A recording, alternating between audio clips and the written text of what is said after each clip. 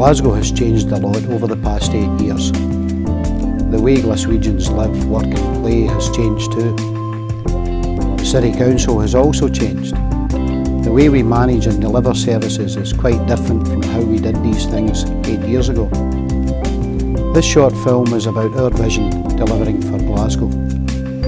It is a statement of the further changes we intend to make to our services and to our city, and highlights some of the major challenges we face. These were discussed at a management conference earlier this year and can be found in the council plan.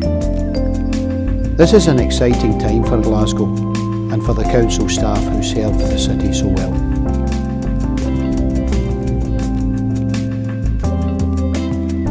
Glasgow is a city of contrast. Our economy has outperformed all of the cities in Scotland and both the Scottish and UK average. Yet Glasgow has almost 60% of Scotland's most deprived postcode areas.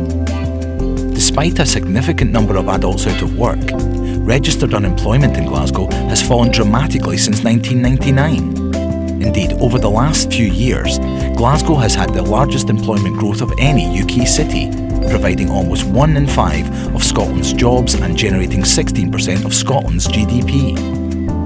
Glasgow is Scotland's largest city, with around 600,000 residents. However, over the years there has been a gradual population decline, with predictions for a further fall of 5% over the next 15 years. As a city, it is 1/3 less in area than Edinburgh, yet has almost 1/3 more people. In fact, Glasgow services a much wider metropolitan area that takes in almost half of Scotland's population. Edinburgh has the airport and its suburbs within its boundaries, whereas Glasgow's airport and its suburbs are all in neighbouring council areas. While Glasgow has many schools that are badly in need of replacement, we also have a secondary schools estate that is second to none as a result of investment through a public-private partnership. We have some very poor housing, but we also have areas where housing has been completely renewed, such as Gorbals and Castamilk. Glasgow contains 45% of Scotland's vacant and derelict land, but we also have areas where environmental improvements have been successfully implemented, areas where people choose to live and play. This is where we are today, but what about the future? Glasgow is changing, and in the forefront of city regeneration, the priority is to expand and develop the following projects. The completion of the M74 and the proposal to develop the East End regeneration route linking the M74 with the M8 will create a new gateway through Glasgow and South Lanarkshire. The East End has suffered a long period of decline, with a considerable legacy of vacant and derelict land. In promoting the route, the council wants to stimulate development and regenerate the area socially, economically and environmentally.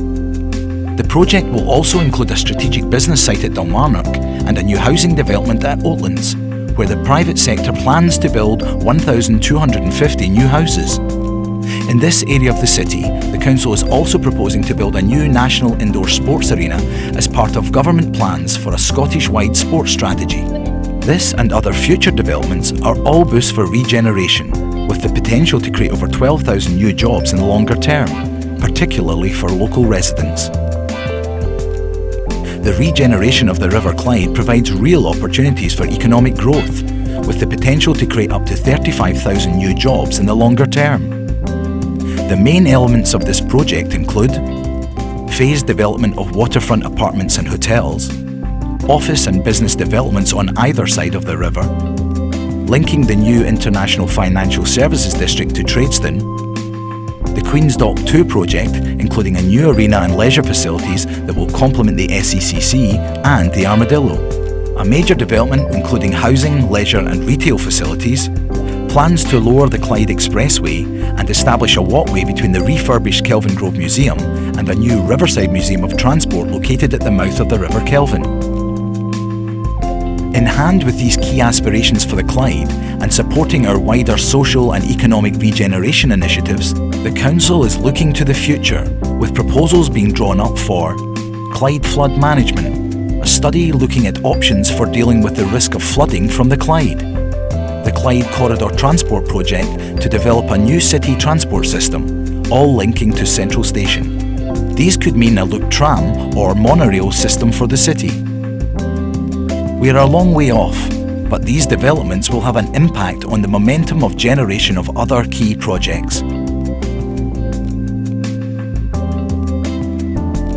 Education is one of the most important services we provide. The Council has just completed the modernisation of all of our 29 secondary schools with the latest technology, and we are now embarking on modernising primary schools as centres for pre-12s, where primary, nursery, daycare and special needs can be accommodated under one roof. We are also providing a vocational training programme for youngsters, involving various council services, major city employers and colleges of further education. Although there is much work still to be done, these investments represent a significant step forward for education within the city and will be added to in coming years. The Council is also playing a part in helping to address the health improvement agenda within Glasgow. Groundbreaking initiatives such as free swimming, free fruit and free breakfast for youngsters within our schools all have an important role to play in helping to encourage the adoption of a healthier lifestyle. As part of Council initiatives around social inclusion and childcare, social work services have addressed cross-sector challenges around staff recruitment and retention. Restructuring of frontline services, modernisation of conditions and professional career development opportunities, in hand with a PR campaign to drive home these messages, have all been instrumental in a very successful recruitment drive earlier this year. £3 million is committed to implement a programme of road safety measures around schools. Street lighting. Renewal planned of some 80,000 lighting columns replacing existing stock with white lights, which the public feel provide a much clearer view at night. The quality bus corridor implementation should lead to an increased year-on-year use of public transport as a means of commuting.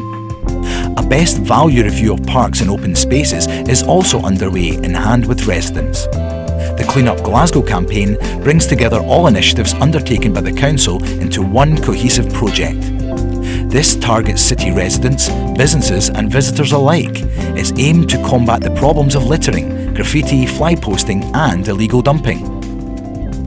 Another priority is to develop the city's visitor attractions for residents and tourists. The biggest project is the £30 million refurbishment of Kelvin Grove.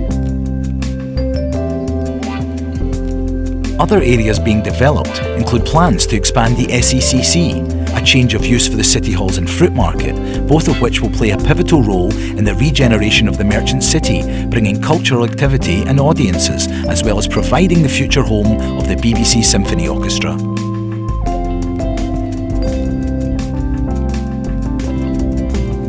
Glasgow City Council's 37,000 staff continue to provide vital services for the people of Glasgow.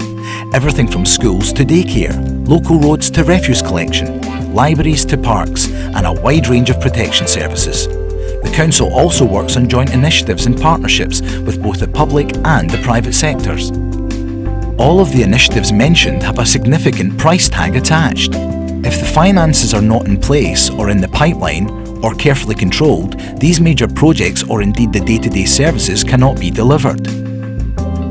To understand Council financial strategy, it is important to know how it is funded, our underlying sources of finance and priorities for spending. It is clear that key budget priorities are education, social inclusion and city regeneration. But another Council priority is to keep Council tax rises down. Most people if asked would most likely say that Council tax pays for Council services, but that is only partly true. In 2003-2004, the Council collected an estimated £225 million from Council tax, namely residents, around 17% of income.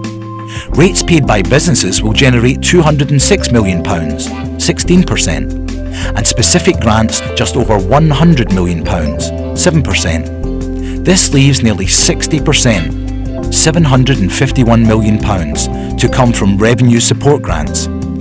The issues around both grant settlement and the pooling of business rates, their fairness or otherwise, is so important because it has such an influence on funding available. The Council is committed to best value and providing efficient services. This means looking at new ways of service delivery, constantly reviewing costs, driving out inefficiencies and saving money. Access Glasgow is the Council's vision for employing technology to enhance the public service delivery and provide the means for the citizens of Glasgow to take advantage of the information age. One major strand of this is the One Business initiative, which will radically streamline all our back office processes with the latest technology. This year's budget proposes £18 million to be generated through efficiency savings and increased charges. These will be invested into the priority services and help keep the council tax increases at below inflation for the 6th successive year, one of the lowest increases in Scotland.